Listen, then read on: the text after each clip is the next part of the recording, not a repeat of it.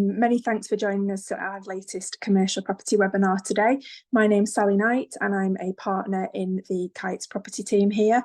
I'm going to be joined today by my colleagues Adam Hines, Charlie Mallinson and Steve Jackson, and we're going to be covering topics varying from SDLT, nutrient neutrality requirements for new developments, the ever topical energy efficiency, and landlord development breaks on renewal leases.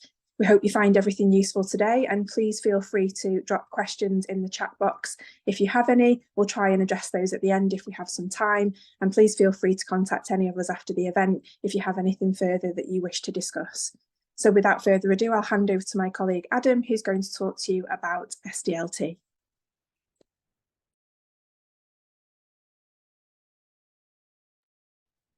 Thank you, Sally. Yeah, as Sally said, I'm going to talk about stamp duty land tax, or SDLT here. Whilst the webinar is predominantly aimed at commercial property matters, the way in which SDLT works means that it is often necessary to consider residential property and what terms such as dwelling, mixed use, non-residential and so on mean for these purposes.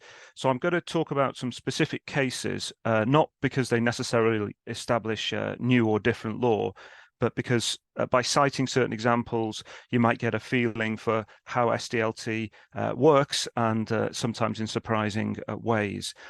So the first idea I'm going to talk about is the difference between residential, mixed use and non-residential in SDLT. It may sound obvious or even easy to be able to define property as regards commercial, domestic, mixed use, etc. But the case law for SDLT shows that's far from the case. And one key reason to get this right is, of course, the difference in tax rates depending on the type of property for SDLT purposes. HMRC actually only recognised two classes of property for the tax return. These are residential and non-residential. And whilst people talk about mixed use, there's actually no such recognised term in the actual tax return that you have to make. It's either residential or non-residential. There's a long-standing principle that all property which is not wholly a dwelling and its grounds is by definition non-residential. So obviously a factory is non-residential, an office block. But what about a building which might be suitable as a dwelling, but which also comes with a parcel of land? Now, residential property for SDLT more specifically means a dwelling and its garden or grounds. And mixed or non-residential property is obviously, as I say, anything which is not that. So the question of what is garden or grounds associated with a dwelling becomes very important. And whilst, as I say, it's relevant for domestic conveyancing, it may also arise in commercial property considerations as well. So just on the next slide, dwelling is a key word. For SDLT purposes, that's defined as a building which is suitable for use or being constructed or adapted for use as a dwelling. And there's a lot of case law around this. And in particular, whether a property is capable or suitable for use. So there's a case of Bewley, which first established that a property badly contaminated with asbestos, which couldn't be safely remediated and needed to be demolished and rebuilt, was not a dwelling. But if that's the case, how far do we go? What degree of contamination or disrepair means that a building is not deemed to be a dwelling for these purposes? And there's a couple of cases, Henderson and Mudan, which I'll just mention relevant to this. So in Henderson, as well as the building suffering from dangerous electrical wiring, a water leak, ceiling collapsing, and acro props to support the upper floors, the property was generally very unsafe, and the ceiling joists need to be replaced in it. In Mudan, vandalism resulted in utilities that were not functioning, no boiler, damp, dangerous electrical defects, and evidence of pest infestation. Both properties were not inhabitable, or neither property was inhabitable. In each case, perhaps understandably, the taxpayers claimed that they were not suitable for residential use, but the tribunal found that they were still dwellings. And in particular, if a property can be renovated without demolition, it's likely to still be a dwelling. Suitable for use does not mean immediately suitable for use, and a very significant degree of disrepair is required for it not to be deemed suitable as a dwelling. I just mentioned the case of Fish Homes, which basically established that failure to comply with building regulations did not in and of itself mean that a property was unsuitable for use as a dwelling. So the next area to look at is grounds and other land. If I can just have the next slide there, please. So it's very often the case that other land may be acquired at the same time as a building that might be deemed a dwelling. And the question is whether the other land is enough to bring the whole piece into non-residential or mixed use. As stated, anything which is not entirely a dwelling and its garden or grounds is not residential, and it may well impact on the tax rates that are payable. So a number of cases have been held in connection with other land, and vast majority tend to be found in favour of HMRC. In other words, the taxpayer can't argue that this piece of land is not part of the grounds of a dwelling. But there was one case recently which went the other way, and I'll quickly touch on that. It's the case of Sutawala, whereby there was a dwelling house, a garden, and a tennis court with an adjoining paddock. And ultimately, the tribunal found that it wasn't wholly residential, and it did fall into the non-residential rates of tax. And that was particularly because of the visibility and proximity of the paddock far away from the house or the dwelling. And in particular, the paddock had a separate title from the dwelling and gardens, and there was a grazing lease over the paddock for £1,000 per annum. Now, the lease point is interesting because, very briefly, although the tribunal accepted that the lease was evidence of a mixed commercial use, you might say, the lease was actually granted just after legal completion, albeit on the same day. So the view amongst practitioners is this case is probably capable of challenge and may have been held incorrectly. So it's probably a rare victory. So we just turn to the next slide now. Need to consider Section 75. So very briefly, in the broader picture of what I'm talking about here with regard to SDLT, you need to consider the legislation more generally. And there's a Section 75A in particular, which is an anti-avoidance section and provision. And I won't go into detail, but suffice to say that HMRC can use this provision whereby other factors may point in favour of the taxpayer, but there's an overreaching view that the intention has been to avoid paying tax, or the net effect is to avoid paying tax. And there's a case of Ridgeway whereby, in essence, there were two dwellings. There was a residential property and a building called the Old Summer House. And again, there was a commercial lease put in place on the Old Summer House. And despite its actual use as a commercial building, HMRC argued that because it could be used as a dwelling, it should be deemed a dwelling, which was an unusual approach to take. And they argued the commercial lease did not alter that position. Now, HMRC actually failed on that ground, and the actual use was relevant, but HMRC succeeded on Section 75A, whereby they basically applied Section 75A to say that Mr. Ridgeway was involved in scheme transactions, which meant that you had to look at the totality and the reality of what was in play here, which was that Mr. Ridgeway had paid £6.5 million for what was in essence residential property, and the only reason he'd put the lease in place was to try to reduce his tax burden, and therefore by doing that, Section 75A applied, whereby the revenue was able to say that that was the overriding consideration there, and that, in other words, the lease wouldn't have been put in place if Mr. Ridgeway hadn't wanted to reduce his tax burden.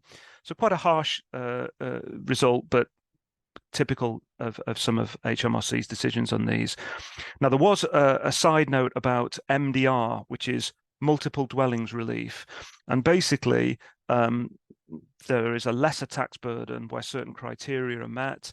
and multiple dwellings are acquired, as was deemed ultimately here 2 houses effectively. Now, although no claim was made for MDR at the time, the tribunal did allow an MDR claim here.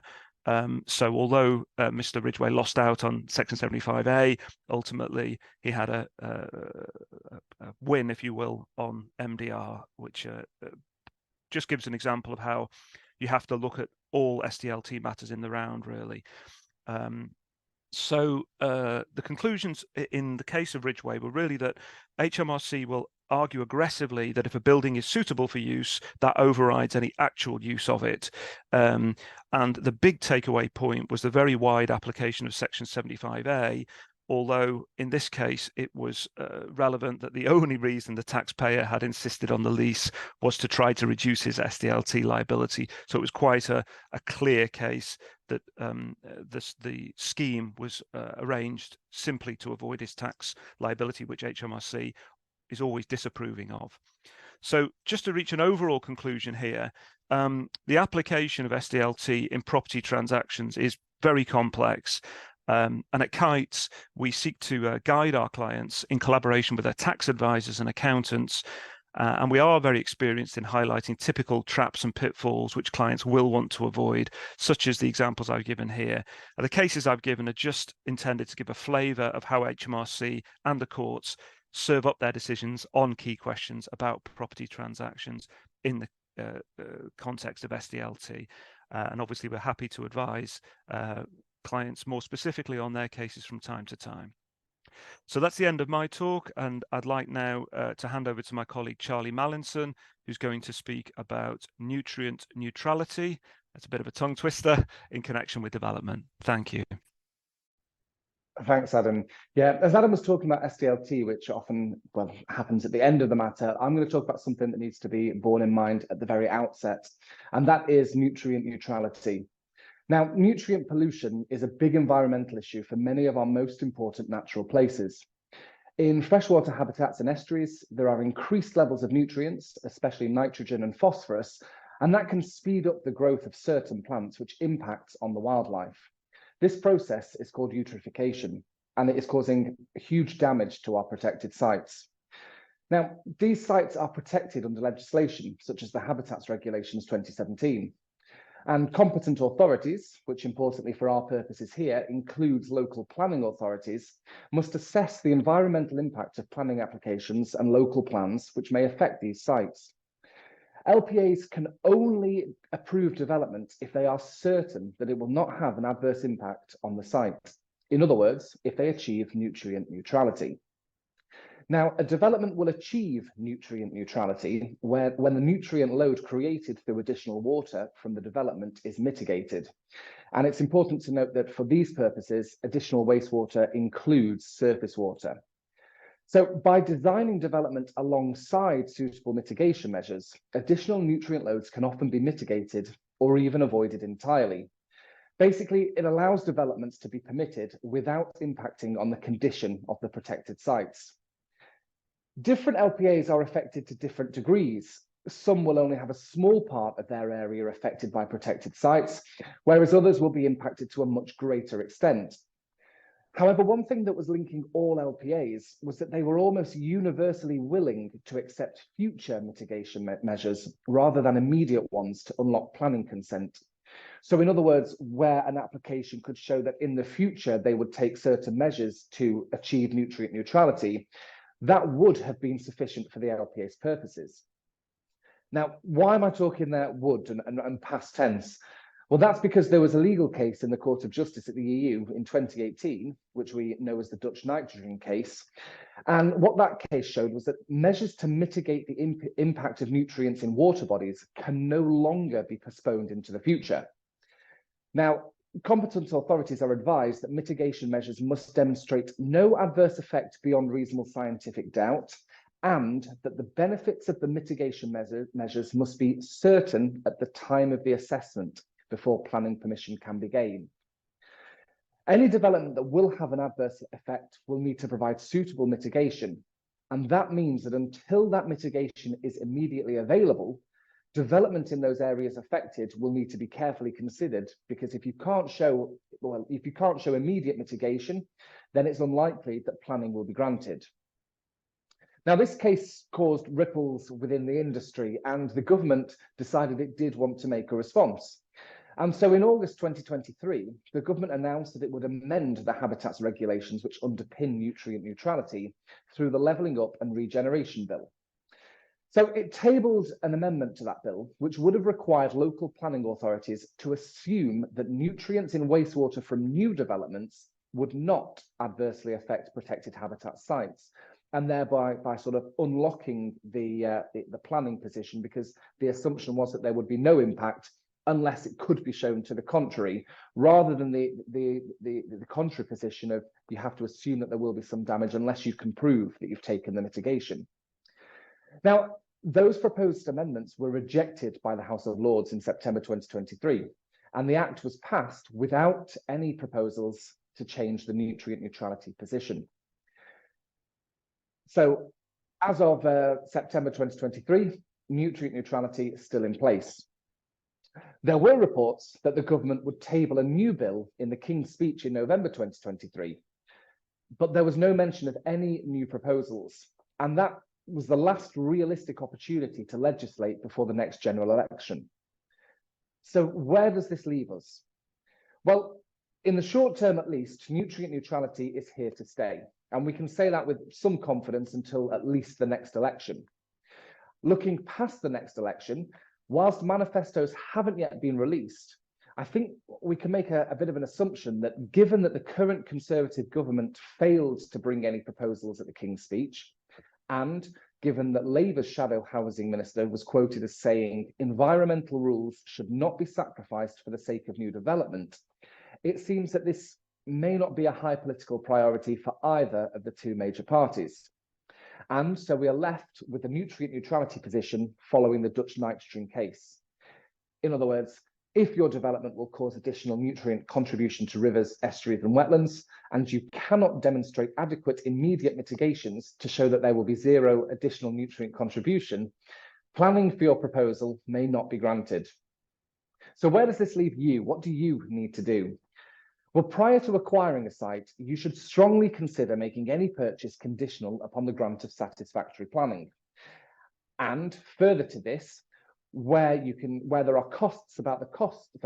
concerns about the costs of nutrient neutrality, it is something you should probably consider at heads of term stage to make any planning subject to a condition regarding unreasonable nutrient neutrality requirements, making it so that that is so unacceptable that you can withdraw from the transaction without penalty.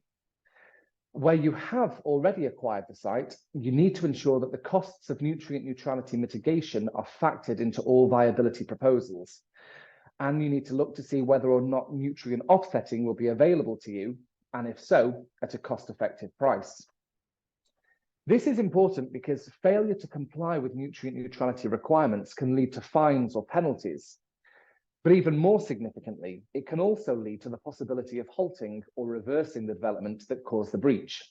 It is critical, therefore, that this is considered with all development proposals.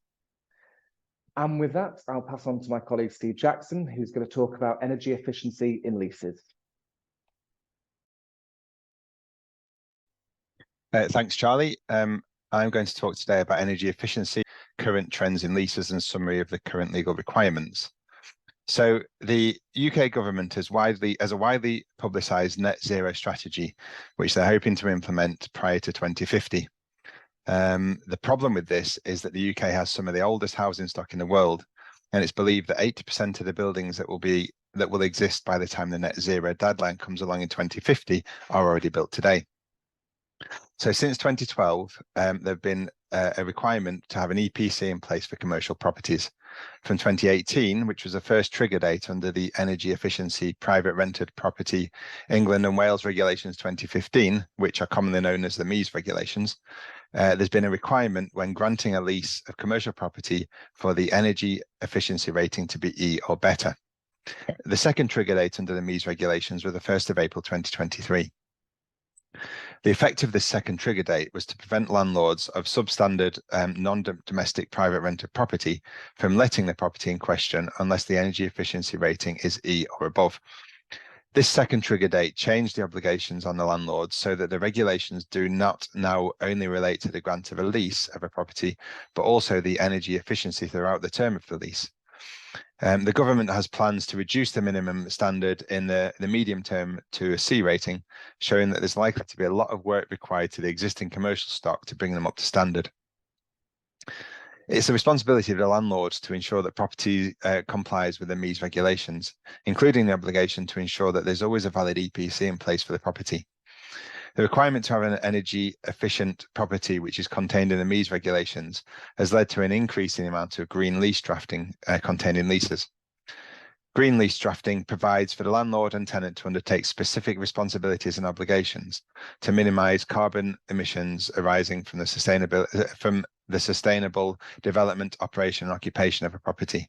So, for example, sharing data for such things as utility or water consumption, waste reduction and recycling obligations, and using sustainable materials for repairs and alterations, and only being permitted to carry out alterations that improve the EPC rating of a property. So what types of green lease drafting could be included in a lease? There are basically three types. So there's light green provisions, and these will commit all parties to green principles, but these principles tend not to be legally binding. These types of provisions tend to be more appropriate when the parties have limited resources. The second type is medium green provisions, and these will create green obligations, but are not intended to impose an unreasonable economic burden on the parties. These will be aimed at parties who are better resourced. And the third type are dark green provisions, and these tend to be far more specific and are legally binding obligations on the parties.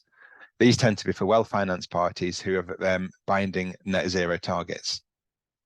Leases can have a blend of all three types of green lease drafting provisions, and often do. So why have green lease drafting in a lease? The government's made it clear that they have ambitious targets for the medium term. It's occurred to landlords latterly that it could be expensive proposition to meet those targets. It's perceived by some that the more responsibility they can pass on to tenants to carry out the work, the better for them. So a typical example of this is that there's an increasing trend for landlords to try and pass the responsibility of the cost of works to bring the property to an E rating onto a tenant. This is contained in the drafting of a lease, reversing the responsibility contained in statute. This type of provision can cause delays in the completion of leases, as they tend to be heavily negotiated. Clear heads of terms are essential to remove this as an issue in the negotiation of the lease.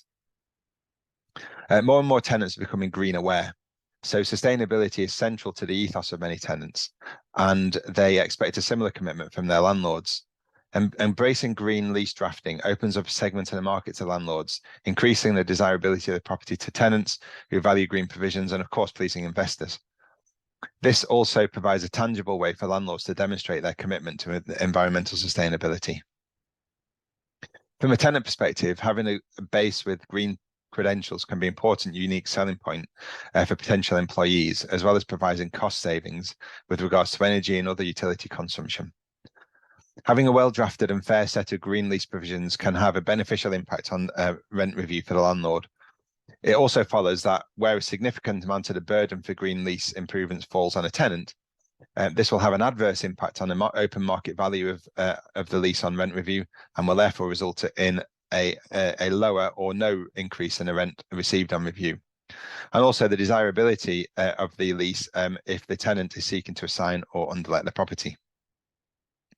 The key benefit for both landlords and tenants is that with the inclusion of green lease drafting within their leases, there will be an element of future-proofing of the property from progression of legislation throughout the term of the lease.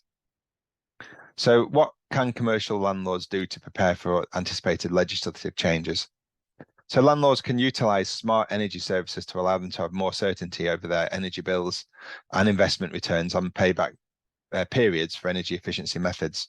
So, for example, only about 12%, that's around 167,000 of 1.4 million non-domestic properties have smart meters installed and operational in smart mode. Rectifying this issue will lead to all parties being more aware of energy usage, promoting more conscious thought of energy improvement at the property. Dark green provisions are useful to promote the use of smart meters in this way. So what are the challenges and considerations when considering green alterations to properties? So firstly, tenant buy-in of environmentally friendly practices is key. Adequate education and communication is essential to ensure that all parties understand and comply with the terms of the lease. A significant issue associated with green leases is the initial investment required for implementing sustainable technologies and practices. This can act as a disincentive to landlords, but the long-term benefits often outweigh the upfront costs. And third, the negotiation and settlement of the wording of green provisions within leases can be challenging, especially where it's not being agreed in the heads of term stage, who will have the responsibility for payment of the implementation costs.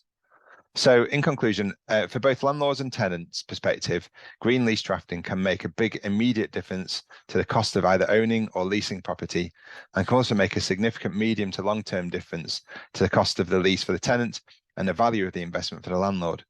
Getting the balance right can have a positive impact on all parties to the lease. It's important to ensure that an agent is instructed who is switched on to green lease issues to assist with the negotiation of a comprehensive set of heads of terms, which will reduce the amount of time required to settle the lease terms by solicitors. The impact of green lease drafting should be fully explained to both landlord and tenant prior to completion of the lease by a solicitor experienced in drafting and interpretation of these provisions. Kuits has considerable experience in dealing with green lease provisions and can offer assistance to both landlords and tenants with a view to settling documents, providing user-friendly reports, and completing transactions as quickly as possible. So that's it for my segment. I'll now hand over to my colleague Sally Knight, who will speak about landlord development breaks on lease renewals. Thanks, Steve. This is our final topic for today, and we're going to look at some recent case law regarding landlord redevelopment breaks being introduced in renewal leases. As I'm sure you'll all be aware, there is the landlord's right to oppose a lease renewal, which is enshrined in the Landlord and Tenant Act 1954, and it's typically known as Ground F under Section 30, subsection 1, where a landlord can demonstrate that it is ready to redevelop the property. It can validly oppose a renewal. But what should landlords do where they're in a situation where they have fairly clear plans for redevelopment, but they're not immediately ready to show that that redevelopment is ready to commence? Well, many landlords will look to introduce what we call rolling landlord redevelopment breaks. Obviously, those can be fairly contentious for the tenant who is looking for its security of tenure to continue. So the recent case in 2023 involved B&M Retail and its landlord HSBC Pension. This looked at the test that needs to be applied when a landlord is requesting a redevelopment break in a tenancy. So here, HSBC were the landlord of a lease expiring in December 2020. They had entered into an agreement for lease with Aldi, which was conditional upon the grant of planning permission for redevelopment of the property and obtaining vacant possession from B&M. HSBC served a Section 25 notice opposing renewal under Ground F in May 2021. They soon discovered that B&M had in fact already served a Section 26 request seeking a new tenancy in January 2021, and unfortunately HSBC were out of time to oppose that request. HSBC blamed that error on COVID issues in their post room, having been received during the second shorter period of lockdown. So the parties had to proceed to agree terms for the renewal tenancy, and those terms were agreed, save in respect to the dispute around a landlord's redevelopment break being introduced. So the court had to consider two questions. Firstly, should a break be included? And secondly, if so, on what terms? So the court looked to the leading authority of national car parks and the Paternoster Consortium, which was from 1990 and related to the redevelopment of Paternoster Square next to St. Paul's Cathedral.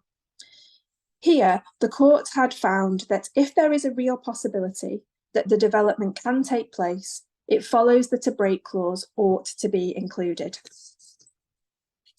So in the B&M case, the court needed to consider whether there was a real possibility of redevelopment, and they considered expert evidence from both of the parties' planning experts in relation to whether or not it was likely that planning would be granted.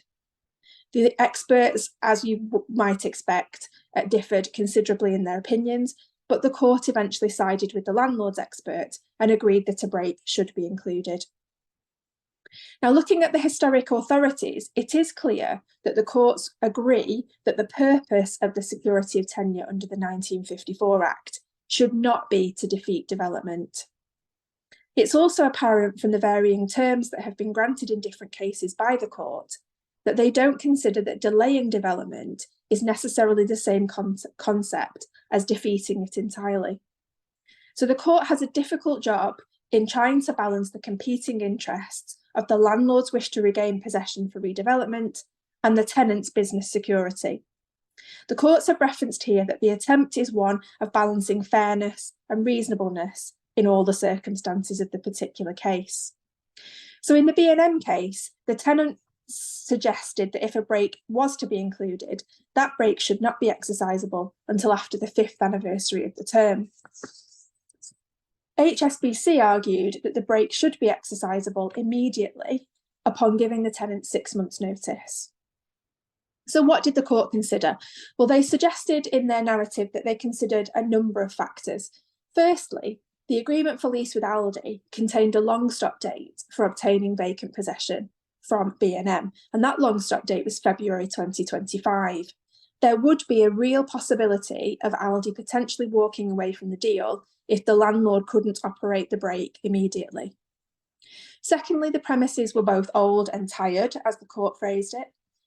Third, HSBC had demonstrated that they would suffer financially if Aldi were asked for an extension to the long stops in the agreement. They presented evidence that Aldi was seeking significant additional rent-free terms if a long stop extension were to be agreed. Fourth, the Aldi lease was of much greater value to the landlord than the B&M renewal terms would have been. Fifthly, B&M's closure would impact the local community, and the court did acknowledge that. But they felt that Aldi would create more jobs in the area, which would lessen the impact of the closure of the store. And finally, the court found that B&M had done little to find any alternative sites. So ultimately, the court awarded HSBC's request for a rolling break, exercisable immediately on grant of the renewal tenancy, giving the tenant 6 months' notice to vacate. Interestingly, it paid particular attention to the fact that the landlord had already exchanged a pre-let with Aldi. It noted that HSBC would still need to have time to complete the renewal lease with B&M, serve its break notice, and oppose any renewal, and it would likely need to seek a termination order from the court.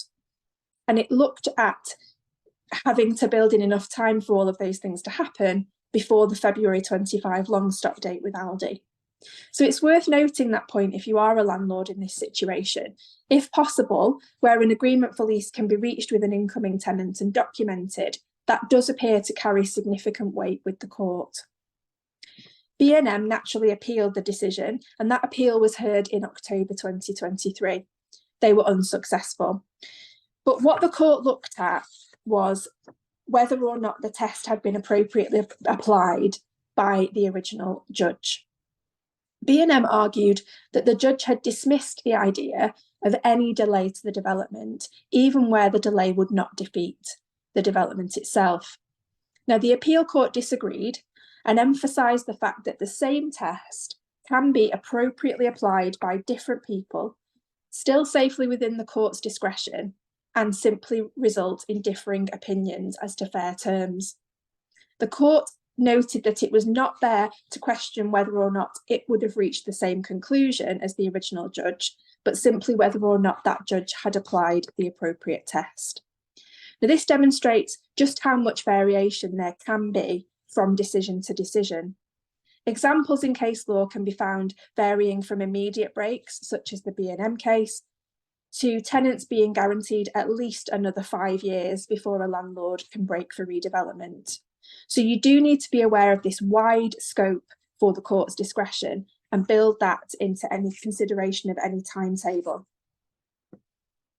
So a gain of interest is B&M's indication that if planning were to be granted for the redevelopment, it may seek to delay the process further by seeking judicial review of the grant of any planning permission. And so it's important to bear that in mind as a landlord, that tenants have other ways of potentially frustrating the process. And as can be seen here from these facts, we really do need to look at the individual circumstances We would always be happy to try and provide guidance and help either of the landlord or the tenant try and produce evidence to support their arguments. Now, the post-room error, whilst potentially understandable during a pandemic lockdown, is ultimately very costly for the landlord. Whilst they ended up with the redevelopment break, they will have had to incur significant professional costs, both in the litigation and otherwise, and in respect of producing all of the expert evidence to the court. So our top tip here is that you need to ensure that you've got robust procedures for both receipt of notices and service and response. Keep your land registry addresses up to date, have clear internal processes for directing mail to the right person, and always instruct solicitors at the earliest opportunity. So that's the conclusion of our final topic. We've got some time left, so I'm just going to turn to whether we've received any questions. So the first question is one for you, Adam, in regard to SDLT. Have you had any examples of these SDLT scenarios in practice? Thanks, Sally. So yes, I think is the answer. I mean, my specialism is development. I generally act for commercial clients in connection with residential and commercial development. And I can think of an example where a client was purchasing what used to be a public house, but had been converted into a dwelling. The building sat on land which was clearly sort of the previous beer garden, if you like, of the pub, and was at the time of the purchase the garden and grounds, as the HMRC call it, of the then dwelling. Now that was fairly straightforward, but the property was also sold together with a small plot of land, very unusual, a small plot of land on the other side of the road from the main site, which was effectively a lay-by, if you like, a piece of land that could and sometimes may have been used for parking cars, tarmacked, clearly not part of the garden to the dwelling house, which had been a pub, arguably not part of the grounds. So was it a separate piece of land, and could it bring the whole piece into a non-residential use rather than a purely residential use? Now, obviously, I won't disclose any confidential client information around this, but just giving it as an example. But in this particular instance, we'd spotted the issue, at least in connection with SDLT, and we were able to give some advice to the client, asking questions of the vendor, such as, is there any third-party use of this land? Is there a lease for this land? Was it on a separate title? No, it was on the same title. And what was the current and historical use by the owners?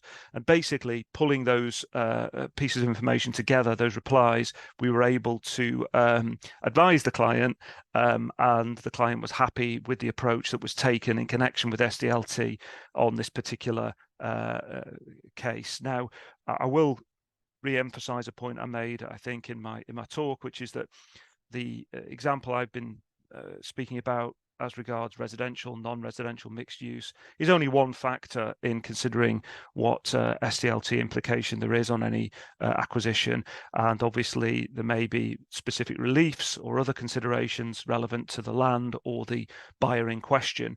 So you always have to look at everything in the round. But as I say, that example was one where the question of whether the land in the totality was residential, non-residential, or as people say, mixed use, and advising the client on the appropriate inquiries, the client came to a view which they were happy with, and so were we. So successful outcome there. Thanks, Adam.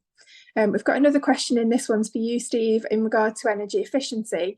What is the potential for a landlord who does not comply, potential liability, sorry, for a landlord who does not comply with their obligations under the MEES regs?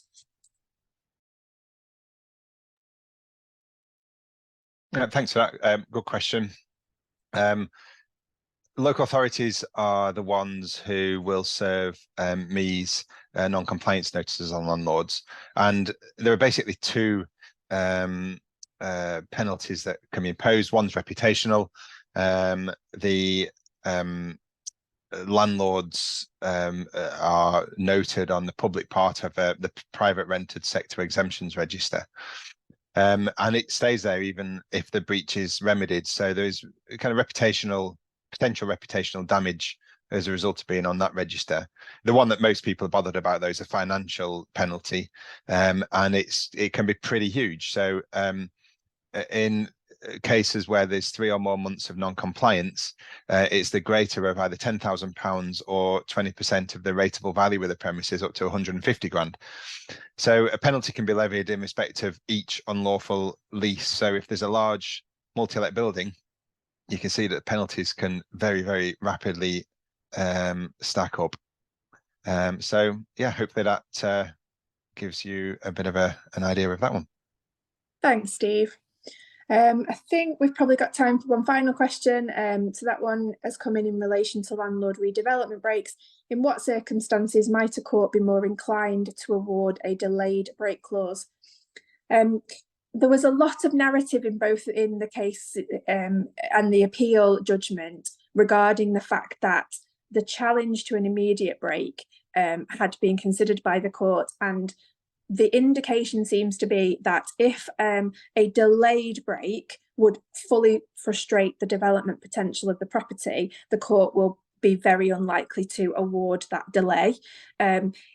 In this instance, there was some commentary around the fact that B&M had not taken very much action to find alternative sites, and I'm not convinced that the court looked very favourably on that.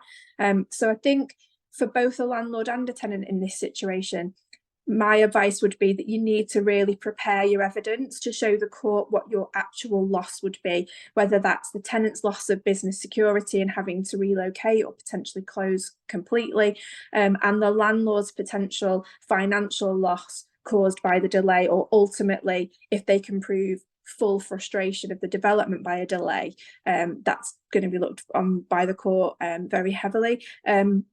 There have been cases, so for example, looking back at the National Car Parks case, the court looked at only allowing the landlord to break the car park lease where that particular area was then required for development works. So rather than the landlord being able to break tenancies on the entirety of the development site, given the size of the site, they only wanted them to take the car park back when that was absolutely necessary for that area of development.